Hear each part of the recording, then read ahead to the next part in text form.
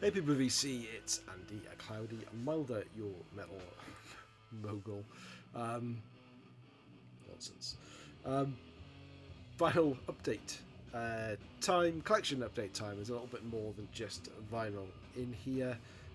First off, completely not, well, it's music related, but not vinyl related at all. As you may remember, I showed this a little while back, and it's my sort of custom made M, not very much of an Iron Maiden M, but it's the Maiden Trooper album bottle cap series that they put on a while back, and I made a little custom holder for it. Well, they released the singles collection recently, so I also had a little bit more adventurous, but still a little bit rough and ready, like myself. So I don't know how that's going to across. You can see 18 singles represented as Trooper bottle caps from 1980s original running 3 all the way up to 2006's the reincarnation of Benjamin Button. I thought I'd give it a go and put my own little display thing together, because the official one is getting on for about £20 and it's just a bit of cardboard, to be honest. This was originally a 25 hole bottle cap holder that I've repurposed, filled in, customized to look like Maiden, and make it look like a record.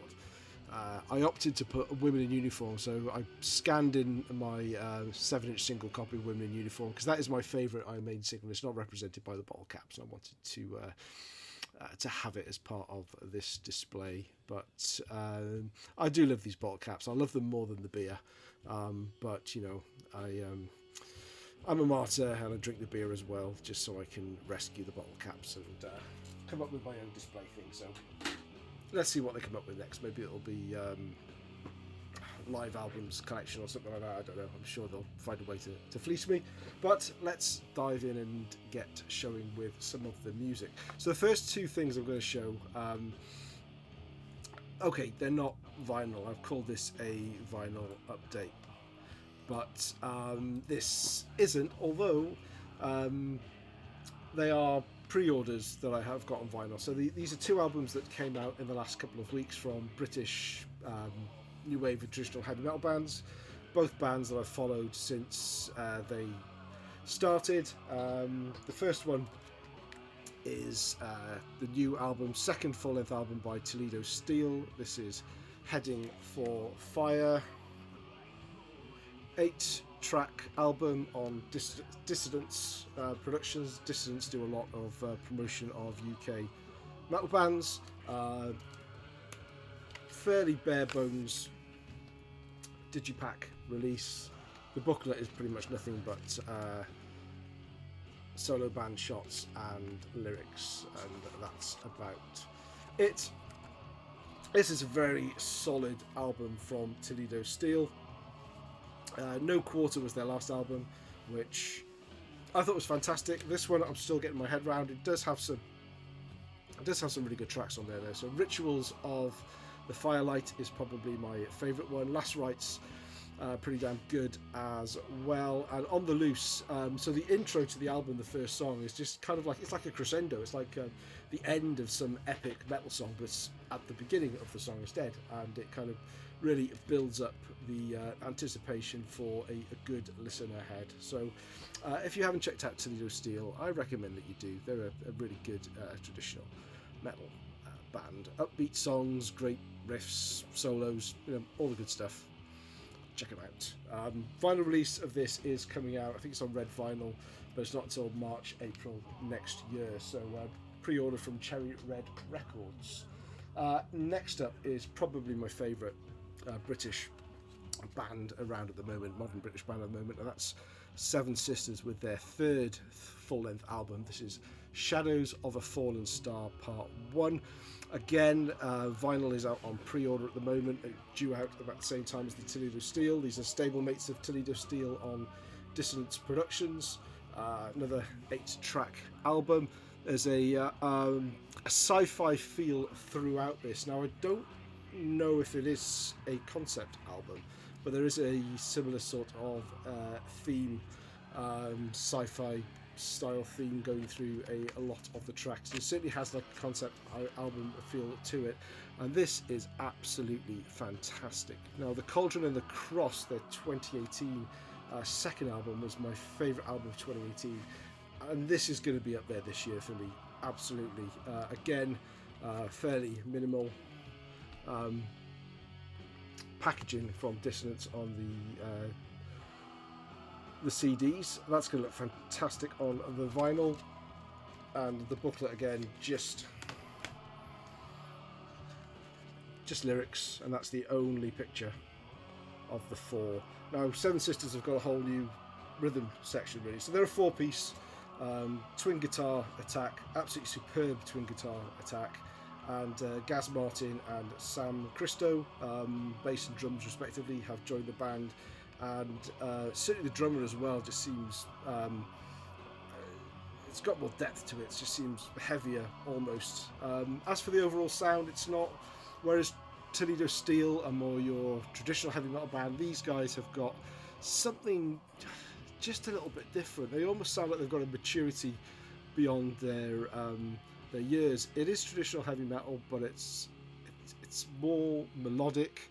I just think it's rare that a band this new comes up with material this good.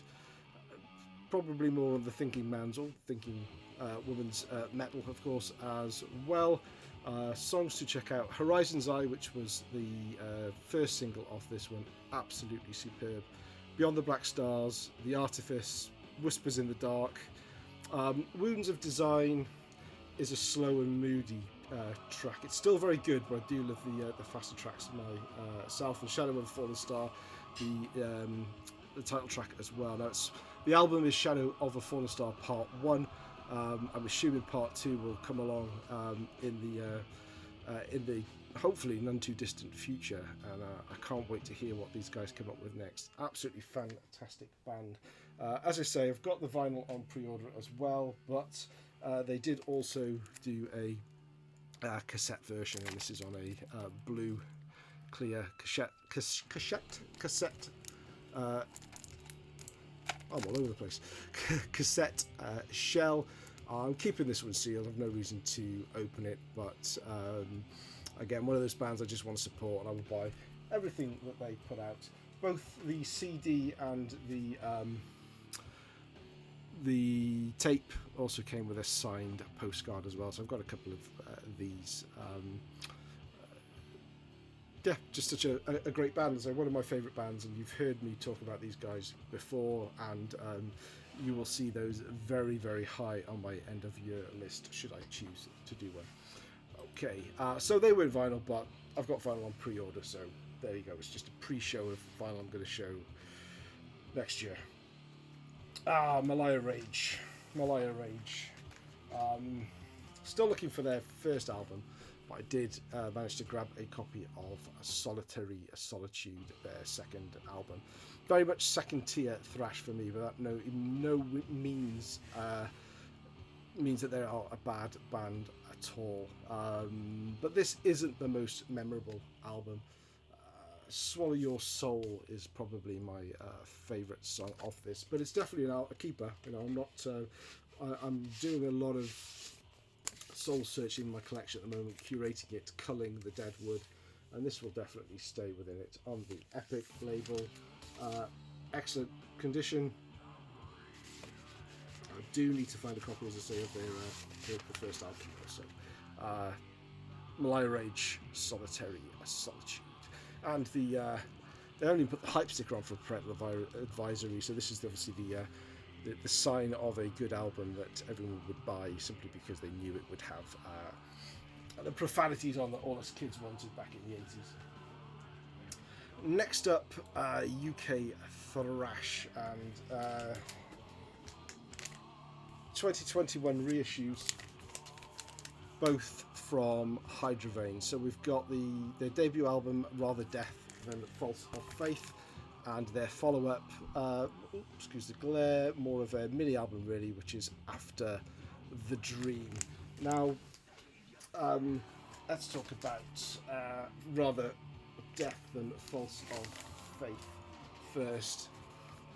how about that for a cover? This is another one of those band stories where they lined up an artist, they were told he was going to be fantastic, they were sweating on him returning the cover, and when they returned it, it was this, and they were kind of mortified that it's had this kind of a rabid Kermit the Frog on a fuchsia background. But it's one of those covers I think has become iconic, and I certainly love it. I think it's fantastic. This is a back on black reissue from this year, as I said. It's the Hype Sticker. Hype Sticker just talks about the colour. Interesting colour for thrash metal. It's clear vinyl with a purple splatter on it. So who are Hydrovayne? They're one of the better UK thrash bands that didn't really make it that far. I think they did very little gigging, according to Contract in Blood, obviously my Bible. They only played 5 gigs in total. They were played with numerous lineup changes. I think between their demo, their first album, their second album, they changed guitars at least 3 or 4 times, guitarists at least 3 or 4 times. But they are a full-on thrash band from Brighton on the south coast, in the vein of Slayer and Exodus. Tracks to look out for would be Rabid, Crucifer, and the title track, rather, Death and False of Faith. That's was my introduction to them on a UK thrash attack album. Nice little write-up about the recording process from the band members here. That's really good. And this first album actually comes with a bonus 12-inch single, exactly the same clear purple splatter, and this is their demo. So this was originally put together as a CD release a few years ago, remastered, reissued, and they've kept the demos but put it onto a 45 RPM 12-inch single. So you've got the Reptiliad, and then other versions of Rabid, Misanthropic, and The House. Very rough and ready, those. Nice to have, not ones you play the most, but I have been spinning the main album over and over again. Great album if you've not heard of Hydrovayne, check them out. And with their second album, they had a little bit more money thrown at them, but obviously being UK thrash, not a lot, but they got enough to do a proper job on the cover, and obviously a Ed Repka cover here. So lineup changes, 2 new guitarists, so Damien Madison and his brother Nathan and Mike Keane were the mainstays of the band, and then the guitarist seemed to be on a revolving door. This is just a 6-track, you could call it an EP, but it is classed as a full-length album from them. Again, good write-up, lyrics, small thrash collage. As with most Back on Black, they're not trying to recreate the original album cover perfectly, but you know, they will always do a gatefold, always do a fantastic job of putting together some information and filling the gatefold with lyrics or what have you. Now, the colour variant of this one's a bit disappointing. It's clear, but the splatter kind of looked like they were running out of splat on my copy, but never mind, it's a green splatter. Now, the only other bugbear I've got with this is originally I wasn't really going to buy this one. I really wanted rather Death and False and Fate. I really, really wanted it, and when I saw it was being reissued, it was reissued in the US last year, but it's just a bitch to get hold of, way too expensive. And I saw it was reissued in the UK this year. I went on the pre-order. The pre-order was 25 quid, and me being a bit of a tight get, that was a little bit much, but I thought, no, I want to get it. It's not a double album per se. It's an album and it's a 12-inch single. 25 quid, I'll go for it. But then I saw they'd also re-released After the Dream as well, and this was the same price. Now this is 25 quid for 6 songs. It's a bit much, but I knew I would regret not getting them both, or not getting this one if I got the other one. So I just thought, fuck it, let's just get them and just get over it. But as you can tell, I've had a few weeks and I haven't quite got over it yet, but you know, we'll get there with therapy. Another album that I wasn't going to get this year, certainly wasn't going to jump on the bandwagon straight away, was Smith Kotzen, Adrian Smith and Richie Kotzen. Do believe the hype. The guitarist, the debut album from guitarist vocalist Adrian Smith and Richie Kotzen, featuring 9 songs that are evocative of the classic rock bands of the 70s, brought bang up to date with punchy hooks, harmonies, sheer guitar virtuosity from 2 of rock's most respected musicians. Says it all, really. I sampled this when it first came out, didn't think much of it, sampled it again later, probably a different song, and thought, you know what, I like that. If it comes down in price, I will grab it. I put it into the Camel website, and it dropped on Amazon below £15, which is kind of my trigger for new vinyl. So I went for it. So inner sleeve, lyrics, and the boys, and I just went for the plain black wax version. But it's kind of bluesy. It's a little bit mellower than I would normally listen to, but it's kind of great. I could stick it on when I'm working, and you kind of get lost in it. It's and I even forgive the guitar wankery that goes in there, because there is a little bit. They could do noodle off a little bit, but you know what? It's Adrian Smith. I'll forgive him, and Richie's his mate, so he gets a pass too. Another band I was late for party with, and another 2-4, which is Eternal Champion with their first album, The Armour of Aya, and their follow-on album from last year, Ravening Iron. Now, The Armour of Aya, if you follow the new wave of traditional heavy metal full albums channel, every month the guy that runs it posts what were the most listened to albums on that channel, and this is on there every single month. When I first heard it, I didn't quite get it, to be honest with you. There was something about it I couldn't get my head around. I think it was the vocals. Musically, it's epic fantasy battle thirsty heavy metal. I should like it. Stylistically, Manila Road meets Man of War, Visigoth, but check that out as well, and a bit of Maiden in there as well, but not exactly like any of them, and definitely vocally different from them all. The vocals are clean and melodic in their style, but I find them a bit muddy in production, and I think what put me off with this one is I couldn't really understand the lyrics, and when I have this on, I really have to listen hard, and I have to have the lyric sheet in front of me to follow what the guy is singing about. But it does have some great songs. I Am the Hammer, The Armour of Ire, and Sing a Last Song of Valdez is absolute killer. That's 2016 release on No Remorse Records from Greece, and it's a 2020 reissue. I believe it's been reissued a number of times now, because I say it is incredibly popular. Nice shiny inner sleeve. Jason Tarpey is the vocalist. I read an article, it was either in Fistful of Metal magazine or Iron Fist magazine over in the UK, an interview with him, and that got me going back and listening to it again. But this time, actually, I didn't. That's on black wax custom labels. It wasn't that album I went back to. It was a song off a Ravening Iron that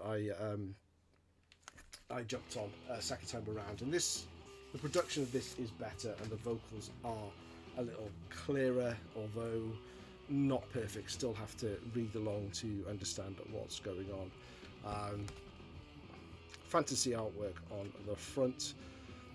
Songs on here, Ravening Iron and Words of the Earth are my 2 favourite.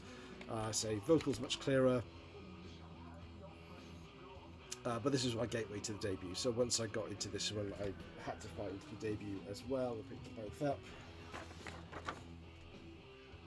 Inner sleeves, lyrics, and more boobies.